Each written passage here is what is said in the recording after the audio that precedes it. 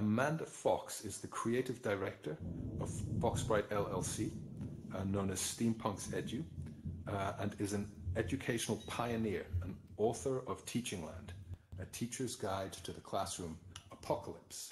She will be speaking on AR and Teaching Land today for us, and I'm particularly excited about that because if I'm not mistaken, most of us here are probably more acquainted with virtual reality, but actually Amanda, she does virtual reality and specializes in augmented reality. So we stand to learn a lot from her today. Let's give her some smileys for that. There's a lot more to Amanda than that. She has also taught English language, arts, social studies, film, journalism, and now leads STEAM programs via her startup Steampunks Edu in Louisville, Kentucky. She is the recipient of the 2016 ISTE Emerging Leader Award, recognized as a PBS Digital Innovator for her initiatives in enhancing student learning with technology, and Amanda also served as the president of the Young Educator Network for ISTA, and received the President's Volunteer Award. Oh my Lord. Her current projects, the Zombie Kids Book Series, sees her introducing design thinking to elementary students, and it is the first of a series. Also, and not least, she is the host of the Virtual Reality Podcast. Please give me some hearts if you have ever listened to an episode of Virtual Reality Podcast. It's one of my favorite, very popular. Wow. And Amanda, you awesome. Interviewed Laurel and I a few weeks ago. And just recently, she interviewed Alvin Wang Graylin over 2 episodes, which was also really, really cool. So keep a lookout for that. She has an affinity for coffee mugs, nerdy t-shirts, and can always be found in heels. Now, I wanted to ask, are you wearing heels now, Amanda? I'm actually barefoot in my bathroom right now. I'm hiding from my children. Okay. So I'll put up your Twitter handle at the end for people to connect with you. And with that, I'm going to hand over to you. Please, Amanda. Thank you. Well, okay. I guess I don't need to introduce myself. It always sounds better when someone else does it. It's always weird talking about myself.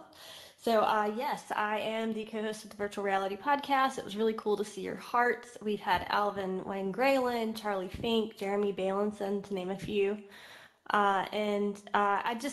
Before I get started, how many of you have used augmented reality in your classrooms or are developing AR content or are just interested here because you're interested in AR in general?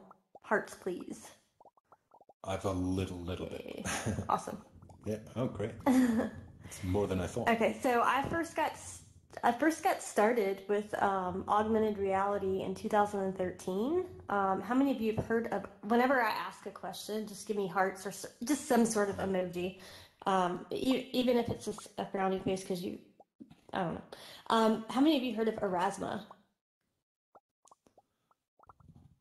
Layer, Figment. So all of these are apps I got started with in 2013 in my role as a social studies teacher at the STEM Academy in Savannah, Georgia, which I'm actually in Savannah, Georgia right now.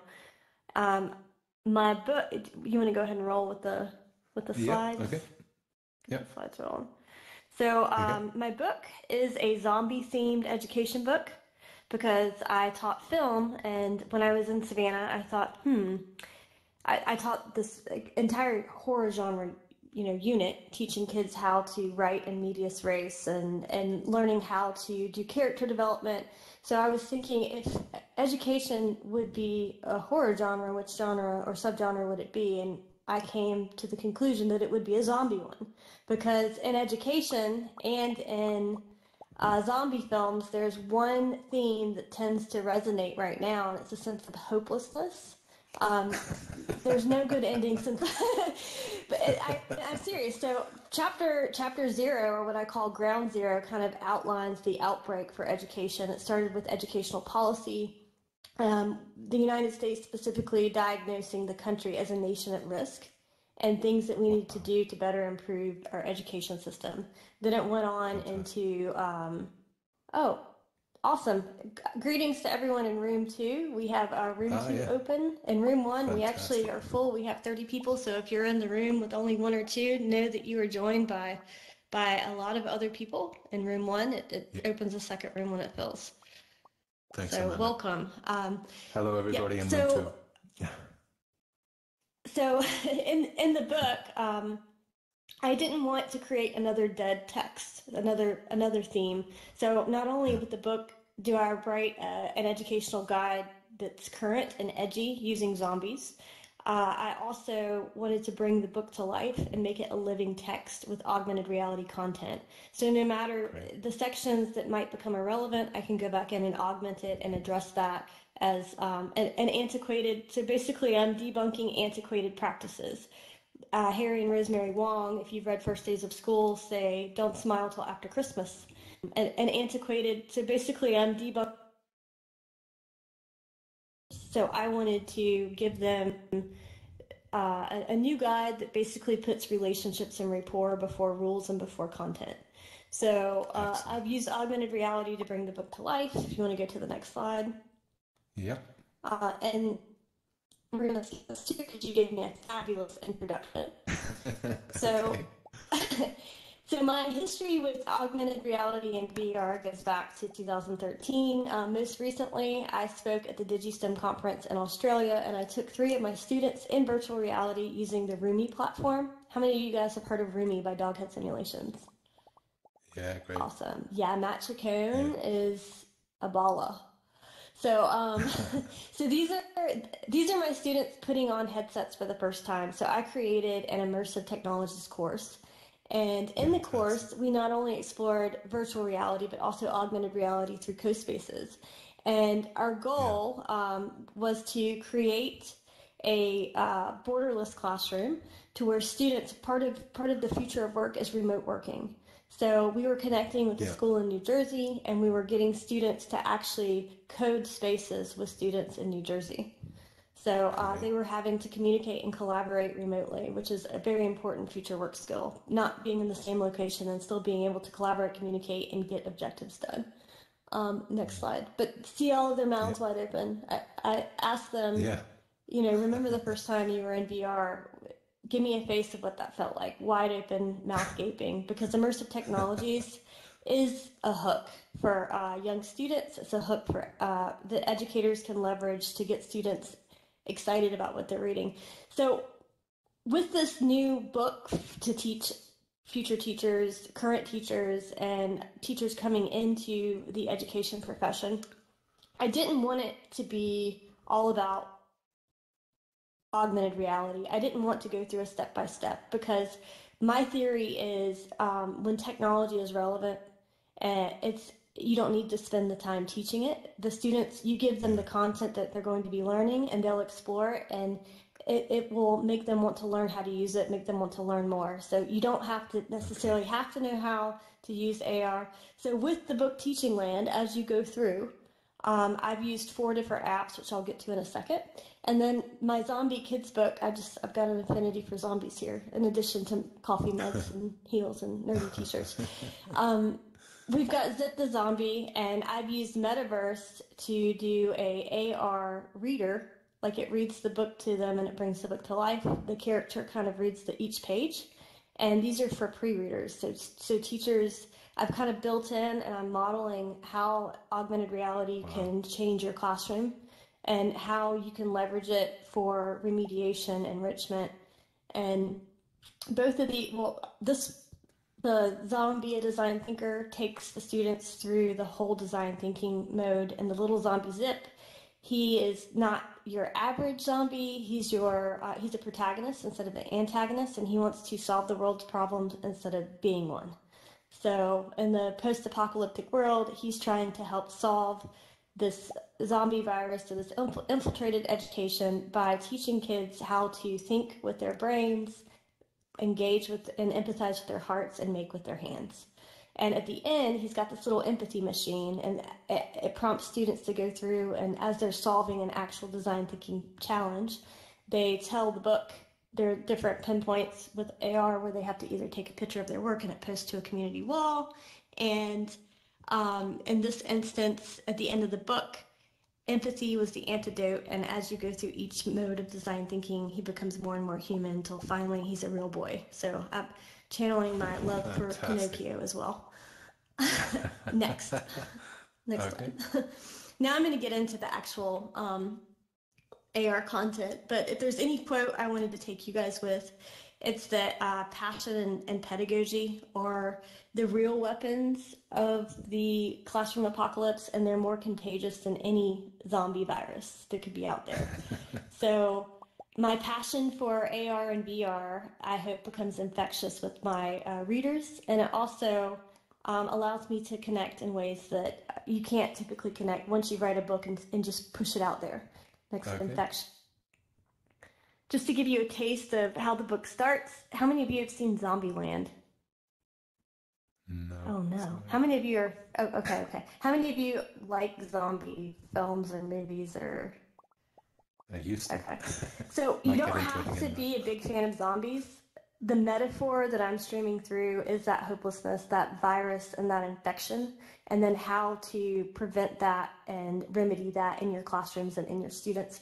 And AR is a big component of that with my book. But I start off with these rules. So rule number 1 is seatbelts. Or, well, it wasn't number 1. I think it was number 3 in Zombieland. But it's buckle up, Buttercup. It's 180 days, and it's a hell of a roller coaster ride. So you got to be prepared. Also, there's another one that it's a sprint, not a marathon. No, it's a sprint as long as a marathon, because when you're teaching first year teachers, it really feels like you're just running the whole year. Next slide. But we have these fun little bitmojis that mark each page, and then I've used augmented reality to kind of bring them to life. So one of the things that I want to stress is not putting all of your AR Easter eggs in one basket. With technology as it evolves, things are going to phase out. Like, I don't know what's going on with HP Reveal right now. I know in July they're phasing out their online studio, but the app will continue to be supported. So I threw it in there because it's one of the easiest entry-level ways to get teachers or creators making their own AR content and augmenting posters in their classrooms to textbooks. Gosh, if you're still in a district that has textbooks, what better way to make them relevant? Flip your content. Like, go in and grab your textbook, create your lecture, and put it in there. Or take a diagram from the book. You can mark it up as a GIF and add your GIF in there of the marked up diagram. You could actually show a map with migratory patterns, or you can show photosynthesis or the life cycle of a plant. Like, you can animate these diagrams that are in your textbook. So that's what I wanted to do, create this living document. So with these 4 different apps, I have 4 different strategies of how I've used augmented reality. With the Thing app, I used Adobe Character Animator, and I animated my avatar on the front of the book. And it comes to life, and it essentially coaches you. At the beginning of the chapter, it summarizes the content that you're about to get into and tells you what to look for. And it also allows me to connect with my reader. It's my voice. It's my animation, even though it's my avatar. I use the AI facial recognition to animate my character, and then I used Alpha Encoder in Adobe Premiere to export an alpha file, which is basically a transparent video that makes it look even cooler on the front, like it literally just pops off and comes to life. And then I used Artivive as a hook. Like, this is my hook. This is my animated graphics. So because it's a zombie themed book, I wanted graphic, like, sequential art to open each chapter that summarize what's going on. So the artwork is a telltale as well of what is to come. And I'm going to give you some examples of these in a second. HP Reveal is my crowdsource app. So I've been posting on Twitter. I've got a Google Doc that is asking people to, I've given pieces of my book out. They're reading it, they're interpreting it, and then I've had 6 or 7 videos from around the world submitted. I've had New Jersey, Tennessee, New Zealand, Malaysia, and Australia. People from all over the world are submitting, and I'm hiding these videos, these multiple perspectives in the book. So you don't have to go onto an online forum to get these perspectives. You just scan. And one of the things I'm going to do is monthly, as new videos come in, rotate this content out so it stays fresh. There's always a reason to revisit this book. And that's something, most of the time when students go through a chapter, or teachers, they've read this book, they're like, okay, I've read it, I've got the content, but to have them pick it up and to remind them, hey, like there's new perspectives, you can go in and scan it, it keeps it fresh, and it keeps them wanting to keep that book, maybe those pages dog-eared, but not too much because the wrinkles might mess up my triggers. And then metaverse. How many of you guys have heard of metaverse? Okay, okay, awesome. So metaverse is one of my favorites.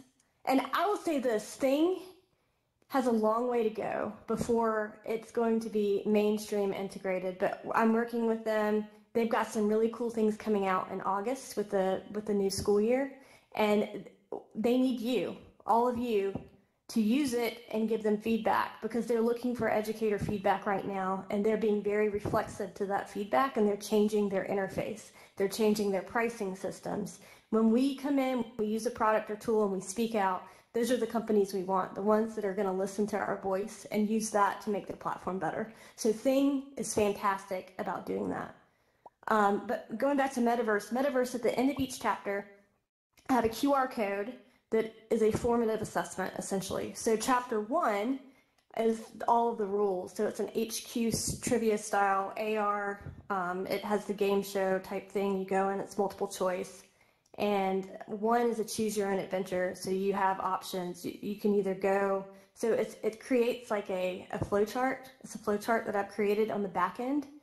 And they've got options. So if they choose one option, it takes them this direction. And I've basically created an augmented experience of a flowchart. So any flowcharts that you have, you can make that an experience, an AR experience for your students. Like even if it's text, if you're a tech director, and you're trying to teach your district schools, like what options they have for text. I have a question here.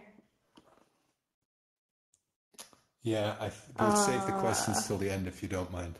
Save it? It's okay. Okay. All right, hold that question. I know. Yeah, hold that thought. You forget, but yeah. So that's an example. And then at the end of each of these experiences, one of them is talking about flexible seating in your classroom. I actually prompt them to take a picture of a space in their building that they're proud of, that the physical space is a reflection of the learning objectives that happen in that space. Thinking about not just the content and the learning objectives that you're teaching, but how physical spaces are a manifestation of that. So and that posts to a wall, and every person who's taken that quiz can see that.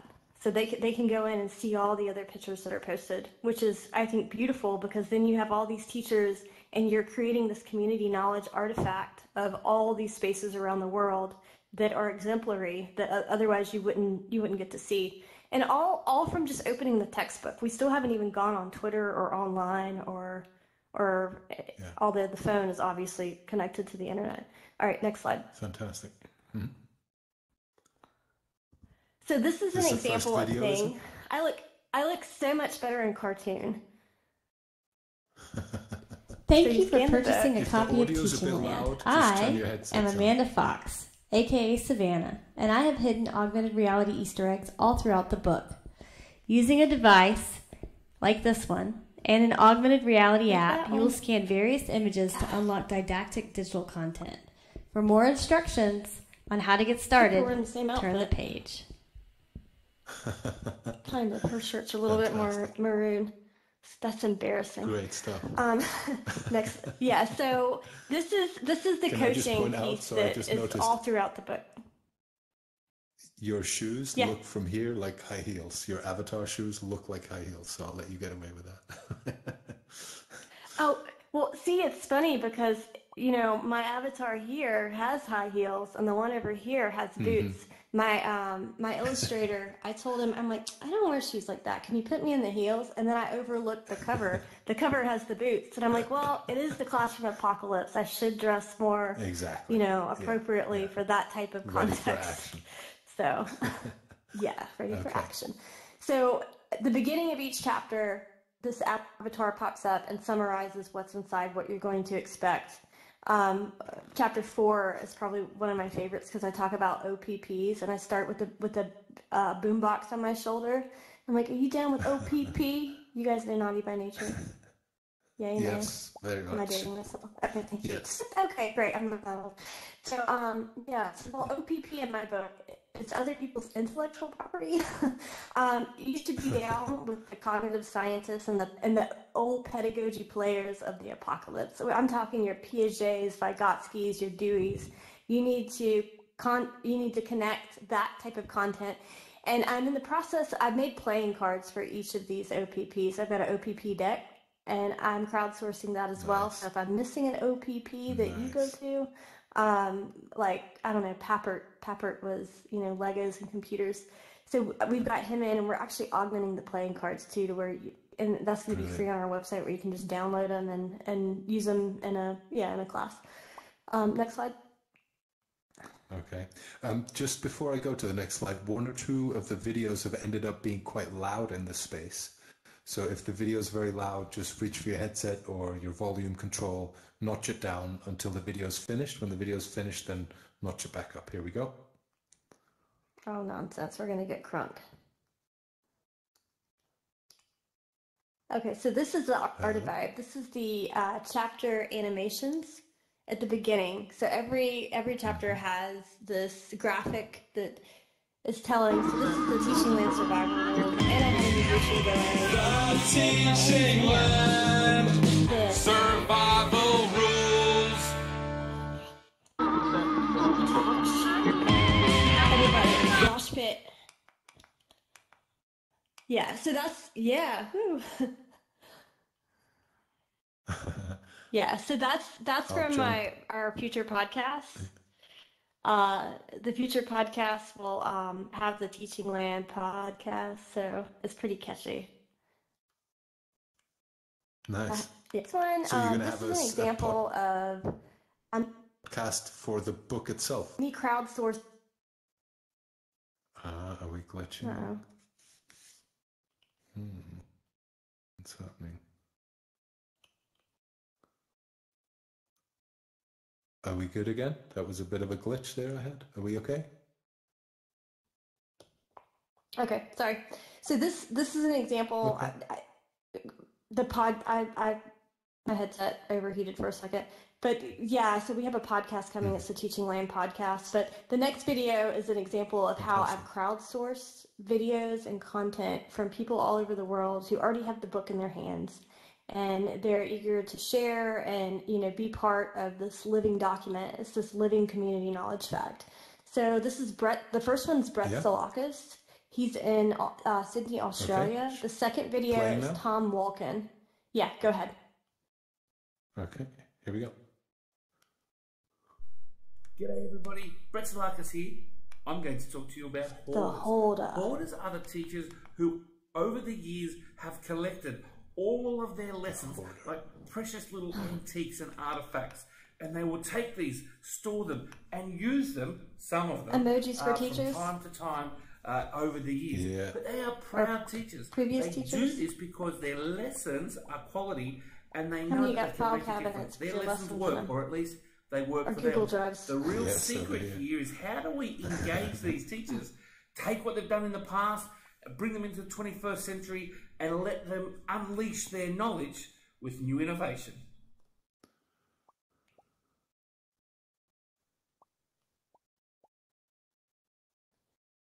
Yeah, so one of the problems with hoarders is I worked with one my first year. She taught me when I was in 6th grade. She had a file cabinet full of lessons, and they were some of them were great. Like, the pedagogy was awesome, but there were worksheets. And one of the things that mentorship should go both ways. She was a mentor for me with classroom management and pedagogy, but I was her mentor in terms of bringing those lessons out of the 1980s, 1990s into, it was 2000 and, was it 2010? So, like, taking technology, making it relevant for today's students. So I think using AR and VR and having this media, multimodal books, not just textbooks, is important for today's learners. Okay, the next video, you don't have to play the whole thing. Just play like the first 10 seconds. This is Tom Walken. He's in Louisville, Kentucky. Okay. He's actually one of my instructors for Steampunk CDU. And he had a creative twist on his video. Hello, Teaching Land survivors. This is Tom Wilkin, aka Dirty The newbie Tom. teacher. My heart goes out to the newbie teachers. You can recognize them. They're the ones walking around shocked and bewildered. Why? Because college didn't prepare them for the teaching apocalypse. However, you can recognize the ones that have what it takes to survive. Their eagerness and their willingness to learn in the field. That was me, unprepared for how many hours I'd spent at the copy machine. No. So getting back into the AR, so these are the different metaverse formative assessments I have at the end of each chapter. So chapter 1 is Teaching Land Trivia. I've got chapter 4 is Down with OPP, which we know where the old pedagogy play is. Chapter 3 is Managing the Horde, Classroom Management. Chapter 7, I can't read from over here, but I'll just read the ones on this side. Our Wi-Fi Warrior Challenge, how are you connecting to those outside of your classroom? Don't have goldfish school mentality, be a beta fish and live life in beta, meaning be the best version of yourself tomorrow and always evolve. Beware of break rooms. So yeah, these are the different formative assessments, and I built half of them out, so I'm still building the other content out. Next. And I'm just going to kind of breeze through the rest of Teaching Land and give you a back-end view of, Yep. So this is a back-end view of what Metaverse looked like, the threads. This is an actual trivia, HQ trivia experience all built out. So you see all the twines and kind of how it looks like a flowchart. Yeah, so it's very involved, but super easy as long as these are all connected to a card. So it's super easy to build out. And if you don't know how to build it out, there's templates, you replicate it, and then you customize it, which is what I did. And then I added a little bit more flair with sound and sound effects and stuff like that. Next slide. Okay. And at the end of each formative assessment, at the end of each one, you earn a badge. Like you can collect it. So inside, these are all the different badges that I created, which will be linked with Mozilla Open Badges with metadata. So it will have relevance outside of Metaverse. Next slide.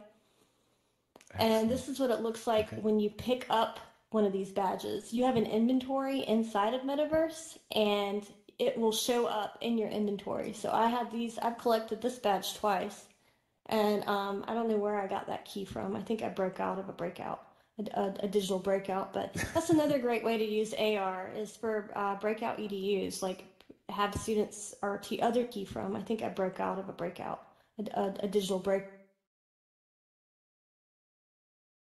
in a room, have QR codes linked around that gives some further instructions.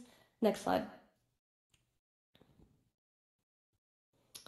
And essentially,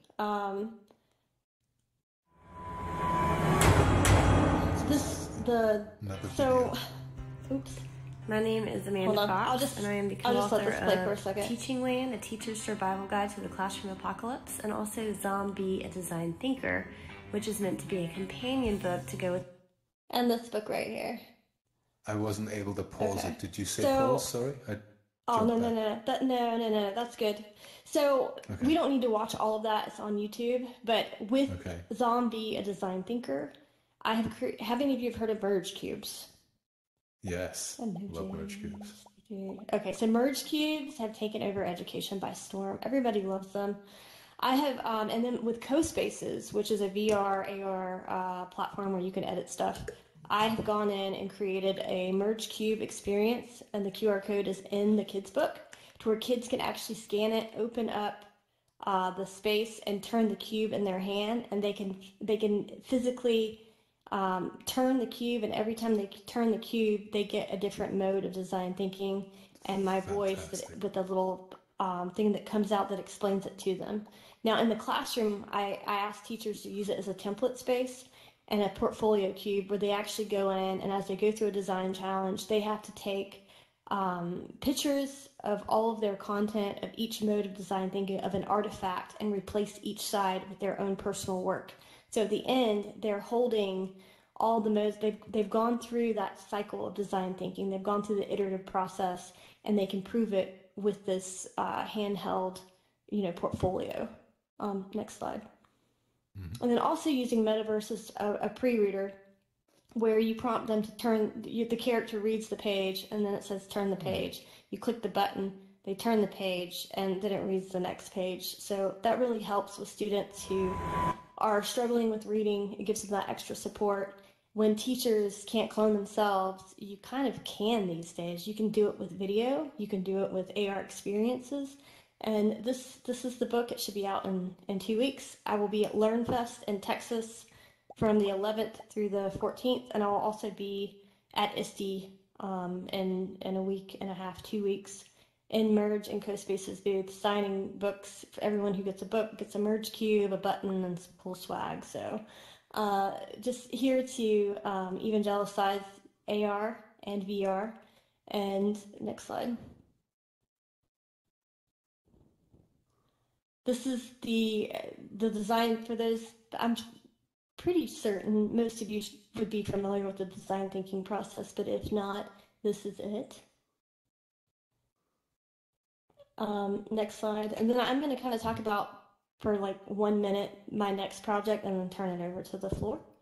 My next project that I'm working on currently, I'm writing a K through 12 manual for how to get started with AR or XR. I'm calling it XR. Well, I'm not going to tell you the title yet because it might give a hint to my my publisher. But it's an XR book, and we're rebranding XR Labs. So we're making an extension of a makerspace or relating it to a makerspace, but it's different than a makerspace because it requires certain technology. So what we're doing is we're calling it an interspace. So Laurel and I had this little conversation yesterday whether we preferred INTER space, like internet, like we're entering a digital or an entirely virtual space with our physical selves, or we're entering digital things into our physical spaces with AR and MR. So, or enter as in the enter button, enter space. So how many of you like the IN, the enter as an internet? Give me some loves. Interspace. The IN, internet, interspace. What about enter as an ENTER? We're entering, like literally entering. I like them all. Okay. Yeah, I can't decide, and I can't tell if it was I guess Laurel will let me know later what her thoughts on if that was split or not. So you can find me on the Twitter at Amanda Fox. We should have a survey. I need a poll tool. Yeah. I'm out there. I'm there for connecting. I'm writing this book. It starts off with a glossary with all of the terms for education, or for XR, AR, MR, AV, augmented virtual. All of it is rewritten in an educational context for K through higher ed, and how that would relate, how that definition would relate into their classroom. Then it goes into actually classroom setup. I talk about research, hygiene, age appropriateness, how to select your tools based on what your learning objectives are, based on the tech you already have, and then taking what you already have and what kind of curriculum you can integrate, or what you can have students create. So the focus of this book is equipping teachers who might just be starting out with the knowledge, enhancing the knowledge of teachers that are already doing this but might not have a firm grasp on the acronyms or the terms like y'all and latency and just all of those lovely terms that we need to use correct are already doing this. And also creation, like projects and creation content, and then what to buy, what is turnkey headsets versus DIY, and pick and pull together curriculum based on what your individual needs are. So a DIY curriculum with mix. So we're looking for stories from educators to kind of enhance each chapter to give real accounts of your VR XR journeys. So if you're interested in that, definitely hit me up after this and let's mingle. Oh, yeah, you have questions for me? Is that it? Well, before we go for questions, can I please get a huge round of applause and hearts and smileys? Throw everything in the air for Amanda. Thank you. I'm almost speechless. I do have questions, too. But great stuff. That's for you guys. Well, Amanda, thank you so much. What haven't you done? I've been making notes while you've been speaking. I'm going to hand questions over to our audience, but first of all, thank you for all the work you're doing and that you're sharing so generously. I know you're bringing out a series of books on the left and then another book over here on the right, and you're doing your podcast. The content that you alone are creating is going to benefit the whole infrastructure, the whole community. So thank you once again for that. Amazing. Thank you. Okay, let's have a look. We've got some questions here. Juggling. The first come, first serve is Russell. Russell, can you put your microphone on if you're with us? Are you in this room or the other room? Yeah, Russell? Yeah, when you're ready. Yeah. Hi. Oh, hey, David. Yes. Hi, everyone. Sure. My name is Russell. I work with a professor at San Francisco State. We're opening an online VR portal soon for higher education. I have a question for you. You basically work with K through 12 and VR and AR? Yes. Amanda? Correct. I want to find out, is there an age range that's good for children to be using goggles? I keep hearing that, younger ones shouldn't be using it too long, or do you by chance have any ideas on that? So there have been some research studies done through Stanford, Jeremy Bailenson. Also, there are some unpublished studies through HTC that Alvin Wayne Graylin has recently shared with me. The general consensus is there's not enough data yet. There's studies that have been done, but they haven't been replicated enough to actually been verified of the outcomes. But Jeremy Bailenson said that he puts his 4-year-old and 7-year-old in a headset for 3 to 5 minutes at a time, and they're happy with it. One of the main research studies that they did was with 4 to 7-year-olds. They put them in to meet Grover, and they found out after the kids came out of the headset, those that had met Grover in VR versus on the television were more inclined to share their stickers with the VR version of Grover. And they weren't terrified. There were no issues. There were no dizziness or sickness or anything that came from it. I think it's using your best judgment, whatever you're comfortable with, and in moderation. I know there are safety hazards with actually putting a kid in, isolating them, and just making sure they're supervised or they have a shoulder buddy when they do that. Right. We do shoulder buddies even at 6th grade. I have someone in the headset. I call them their anchor buddy. They're tethered by the human in the room, the human on their shoulders with the stand-alone. So that's headset. I call them their anchor buddy. Question. Great question. Thank you very much. And if you're interested in replicating some studies, let me know. I sure will. Thank you very much. All right, then next up we have Na Sinclair. Are you here with us, and do you have a question? Remember to put your microphone on if you don't mind. Hi, can you hear me? Yeah. Yes. Can you hear me? I can hear you, Amanda, yeah? Yep. Yeah, it was more of a statement than a question. It was just to say thank you for the speech. And even though I'm an educator in a university in health sciences, even though we already use VR and AR, your speech has given me a lot of ideas on how we could use augmented reality in clinical and surgical textbooks and things like that. So it's really inspired me. I just wanted to say thank you. Brilliant. Thank you. Brilliant. Absolutely. I'm full of ideas as well. Thank you, Na Sinclair, for that question. Next up, we have Blurt, which is a cool name, Blurt. Oh, wait, I got the wrong one. He raised his hand and didn't blurt out. Hi, guys. Hi. Hi. First of all, thank you. Yes, both of you guys for doing this. It's great. So I'm a writer for children's books, and I am really, huge AR and VR enthusiast, and am trying to figure out how to cross that over into some of the books, even if it's just, an AR experience from the book cover at first. But I'm just sort of limited in my technical know-how, and I could do things like I can embed a video using HP Reveal. Like I can do that, but I can't seem to go much further. And so I'm wondering, are there networks of people that you've used to do some of this really cool content, or really were you able to figure it out on your own? What do you recommend? Yes. So the all of the artwork that I had come to life with Artivive, the app Artivive, I went to Fiverr because number one, even if I did know how to animate that, I don't have the time to do everything myself.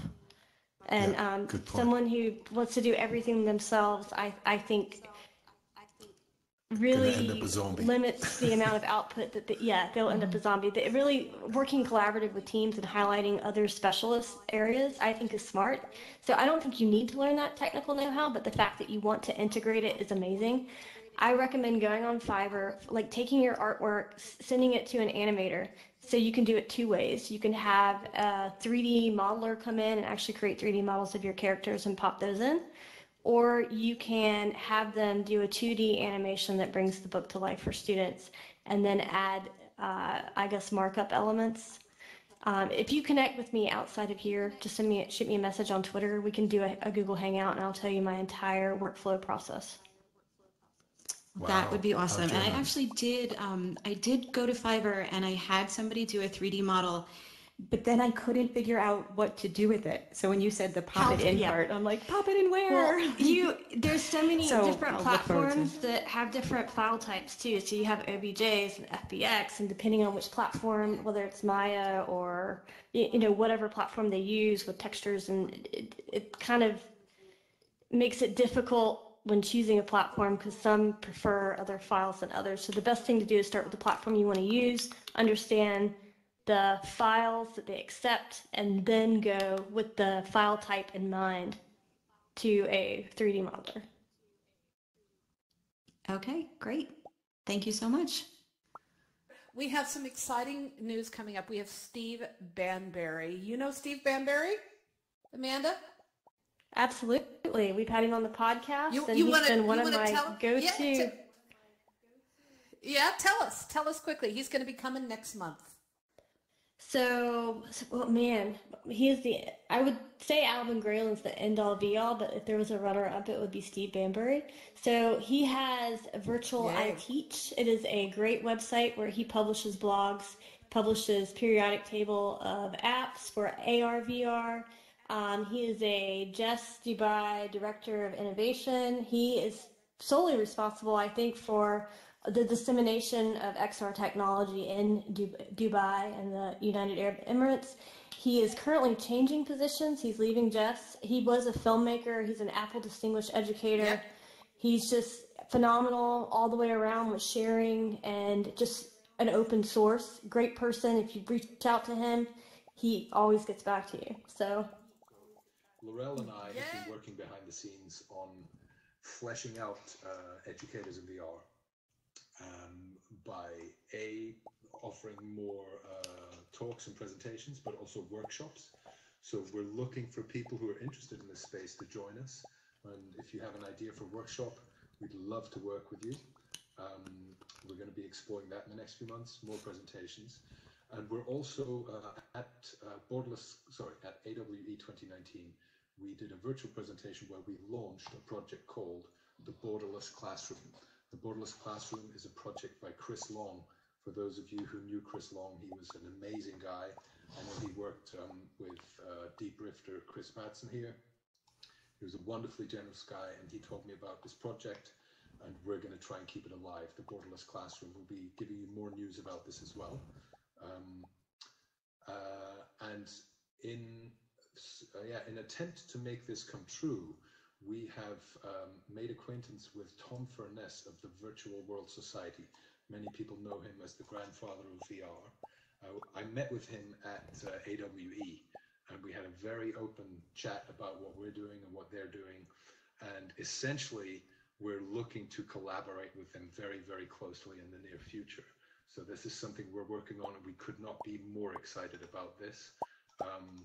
Laurel and I have been doing a lot of work in the background to get ready to roll out more educators in VR, but also the Borderless Classroom. And maybe by the next event, we'll know more on that front. Very much this is a community thing we're doing here. And people like Amanda and Chris Madsen and Laurel, and myself, we're not only here to present, we're here to learn from you guys. Each one of you, just by the very fact that you're in here, watching, learning, sharing, you have something to contribute, something to share. We want to hear from you. please, if you haven't already joined us on the Discord, you really must. It's miles deep with resources, amazing people. I think we have up to 200 members by now, something like that, if not more. And the conversations are really taking off. You can find people to discuss about everything, people who've done stuff you're trying to do. So the Discord is where it's the place to be in between events. Like I said, we're looking also to run workshops. I'm almost done and we're going to do some networking, but the workshops is really something we want to do. So if you've done something in VR or with VR that there's maybe a practical skill type thing, or you can show us something, as opposed to speaking like Amanda has done, which is also good. We're looking to, get hands-on, get dirty with it, and develop some skills as well. So please, please, please, if you even have half an idea, we will give you all the support you need. Please get in touch with us by the Discord or something like that, and we'll give you all the support you need to make this, because it's also a way of learning by doing. So you might be a little bit nervous. We were all nervous when we started this out, but this platform is great, support is great, and the best way to learn how to do this, if you ever want to do it with your students, is, get in there, mix it up. Okay, and the same goes for speakers. We don't have the time to kind of get to know each of you individually today, but on the Discord, love for you to reach out to us. And if you have an area of expertise or you're doing some interesting work, maybe we'd love to have you speak at a future event.